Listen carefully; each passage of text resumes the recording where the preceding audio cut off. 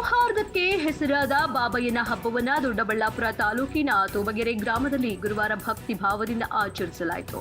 ಮುಸ್ಲಿಮರ ಈ ಪವಿತ್ರ ಹಬ್ಬದಲ್ಲಿ ಹಿಂದೂ ಸಹೋದರರು ಭಾಗವಹಿಸಿ ಧಾರ್ಮಿಕ ಸೌಹಾರ್ದತೆಗೆ ಉತ್ತೇಜನ ನೀಡಿದರು.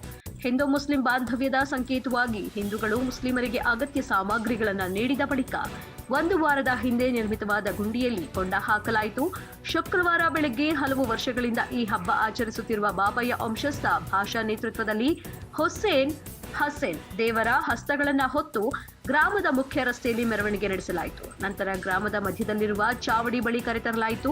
ಅನೇಕರು ಹರಕೆ ಹೊತ್ತುಕೊಂಡು ಹಾಯುವುದರಲ್ಲಿ ಭಾಗವಹಿಸಿದ್ದು ವಿಶೇಷವಾಗಿತ್ತು.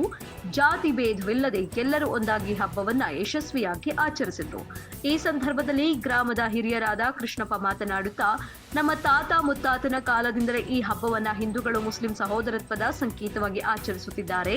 ಯಾವುದೇ ರೋಗ ರುಜಿನಗಳು ಗ್ರಾಮದಲ್ಲಿ ಹರಡದಿರಲಿ, ಗ್ರಾಮಕ್ಕೆ ಒಳ್ಳೆಯದುಂಟಾಗಲಿ ಎಂಬ ಉದ್ದೇಶದಿಂದ ಈ ಹಬ್ಬವನ್ನ ಪ್ರತಿ ವರ್ಷ ಒಟ್ಟಿಗೆ ಮಾಡುತ್ತಿದ್ದೇವೆ ಎಂದು ಹೇಳಿದರು.